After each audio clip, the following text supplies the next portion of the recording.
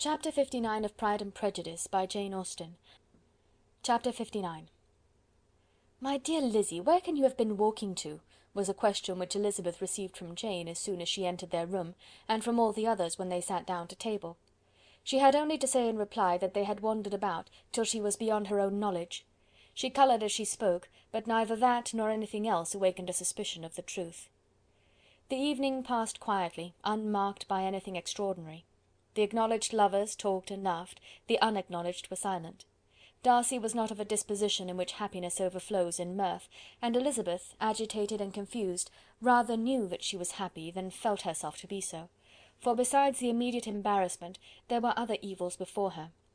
She anticipated what would be felt in the family when her situation became known. She was aware that no one liked him but Jane, and even feared that with the others it was a dislike which not all his fortune and consequence might do away. At night she opened her heart to Jane. Though suspicion was very far from Miss Bennet's general habits, she was absolutely incredulous here.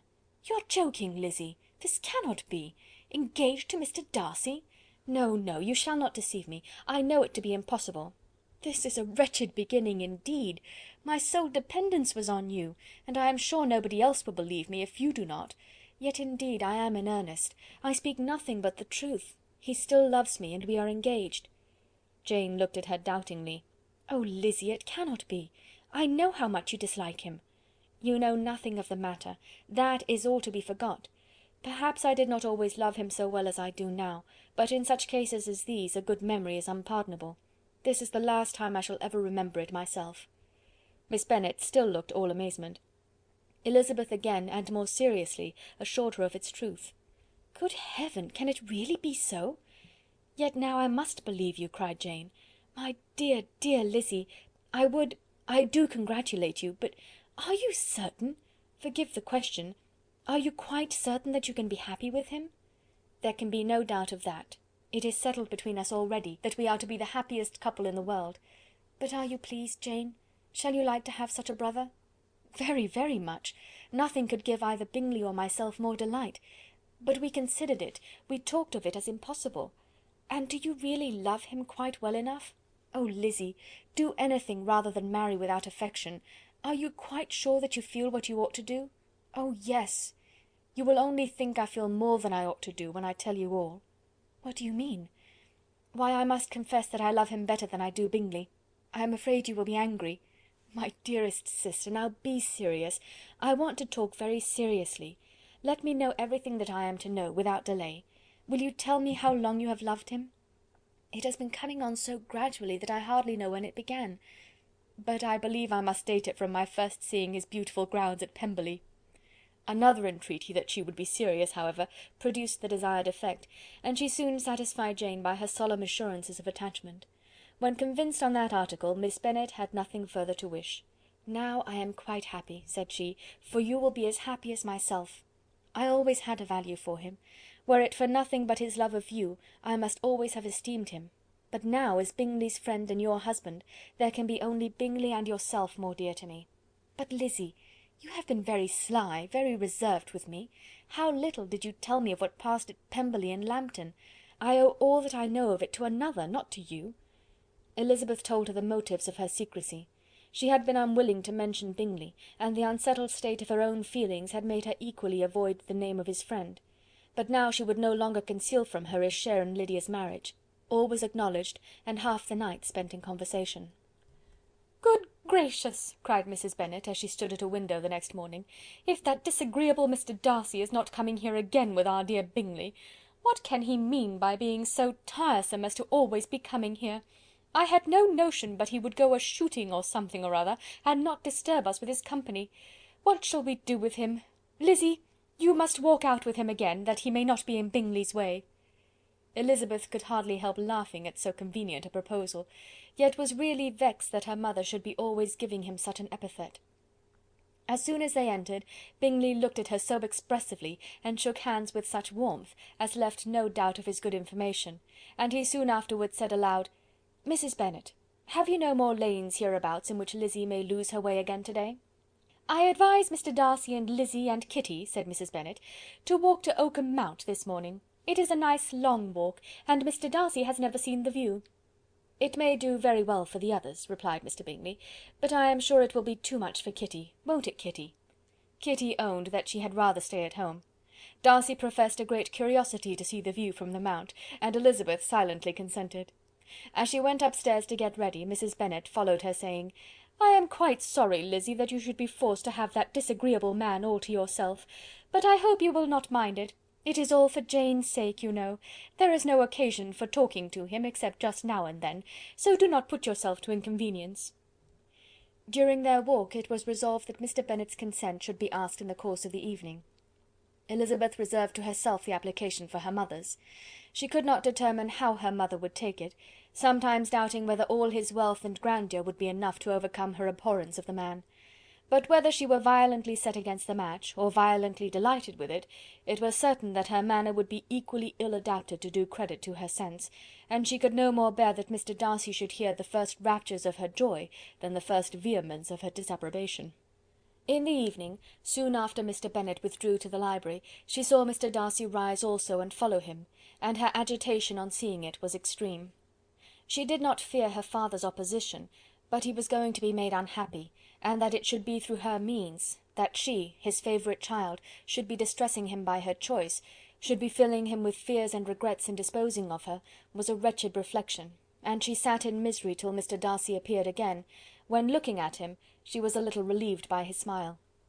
In a few minutes he approached the table where she was sitting with Kitty, and while pretending to admire her work, said in a whisper, "Go to your father, he wants you in the library." She was gone directly. Her father was walking about the room, looking grave and anxious. "Lizzy," said he, "what are you doing? Are you out of your senses to be accepting this man? Have you not always hated him?" How earnestly did she then wish that her former opinions had been more reasonable, her expressions more moderate! It would have spared her from explanations and professions which it was exceedingly awkward to give, but they were now necessary, and she assured him, with some confusion, of her attachment to Mr. Darcy. "Or, in other words, you are determined to have him. He is rich, to be sure, and you may have more fine clothes and fine carriages than Jane, but will they make you happy?" "Have you any other objection," said Elizabeth, "than your belief in my indifference?" "None at all. We all know him to be a proud, unpleasant sort of man, but this would be nothing if you really liked him." I do like him," she replied, with tears in her eyes. "I love him. Indeed, he has no improper pride. He is perfectly amiable. You do not know what he really is. Then pray do not pain me by speaking of him in such terms." "Lizzy," said her father, "I have given him my consent. He is the kind of man indeed to whom I should never dare refuse anything which he condescended to ask. I now give it to you, if you are resolved on having him. But let me advise you to think better of it.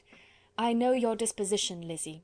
I know that you could be neither happy nor respectable unless you truly esteemed your husband, unless you looked up to him as a superior. Your lively talents would place you in the greatest danger in an unequal marriage. You could scarcely escape discredit and misery. My child, let me not have the grief of seeing you unable to respect your partner in life. You know not what you are about."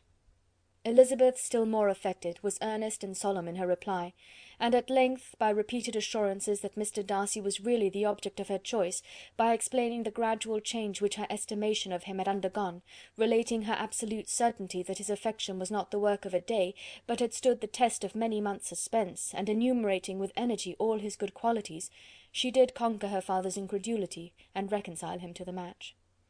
"Well, my dear," said he, when she ceased speaking, "I have no more to say. If this be the case, he deserves you. I could not have parted with you, my Lizzy, to any one less worthy."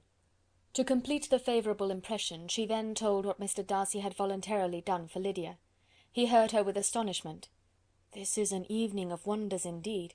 And so Darcy did everything, made up the match, gave the money, paid the fellow's debts, and got him his commission. So much the better. It will save me a world of trouble and economy. Had it been your uncle's doing, I must and would have paid him. But these violent young lovers carry everything their own way. I shall offer to pay him to-morrow. He will rant and storm about his love for you, and there will be an end of the matter." He then recollected her embarrassment a few days before, on his reading Mr. Collins's letter, and after laughing at her some time, allowed her at last to go, saying, as she quitted the room, "If any young men come for Mary or Kitty, send them in, for I am quite at leisure." Elizabeth's mind was now relieved from a very heavy weight. and after half an hour's quiet reflection in her own room, she was able to join the others with tolerable composure. Everything was too recent for gaiety, but the evening passed tranquilly away. There was no longer anything material to be dreaded, and the comfort of ease and familiarity would come in time. When her mother went up to her dressing-room at night, she followed her and made the important communication. Its effect was most extraordinary, for on first hearing it, Mrs. Bennet sat quite still and unable to utter a syllable. Nor was it under many, many minutes that she could comprehend what she heard, though not in general backward to credit what was for the advantage of her family, or that came in the shape of a lover to any of them. She began at length to recover, to fidget about in her chair, get up, sit down again, wonder and bless herself. "Good gracious! Lord bless me! Only think! Dear me, Mr. Darcy! Who would have thought it? And is it really true? Oh, my sweetest Lizzy! How rich and how great you will be! What pin money, what jewels, what carriages you will have! Jane's is nothing to it, nothing at all. I am so pleased, so happy! Such a charming man, so handsome, so tall! Oh, my dear Lizzy, pray apologise for my having disliked him so much before. I hope you will overlook it. Dear, dear Lizzy, a house in town, everything that is charming, 3 daughters married, 10,000 a year! Oh Lord, what will become of me? I shall go distracted." This was enough to prove that her approbation need not be doubted, and Elizabeth, rejoicing that such an effusion was heard only by herself, soon went away. But before she had been 3 minutes in her own room, her mother followed her. "My dearest child," she cried, "I can think of nothing else. 10,000 a year, and very likely more. 'Tis as good as a lord. And a special licence. You must and shall be married by a special licence. But, my dearest love, tell me what dish Mr. Darcy is particularly fond of, that I may have it to-morrow." This was a sad omen of what her mother's behaviour to the gentleman himself might be, and Elizabeth found that, though in the certain possession of his warmest affection, and secure of her relations' consent, there was still something to be wished for. But the morrow passed off much better than she expected, for Mrs. Bennet luckily stood in such awe of her intended son-in-law, that she ventured not to speak to him, unless it was in her power to offer him any attention, or mark her deference for his opinion. Elizabeth had the satisfaction of seeing her father taking pains to get acquainted with him, and Mr. Bennet soon assured her that he was rising every hour in his esteem. "I admire all my 3 sons-in-law highly," said he. "Wickham, perhaps, is my favourite, but I think I shall like your husband quite as well as Jane's." Chapter 59.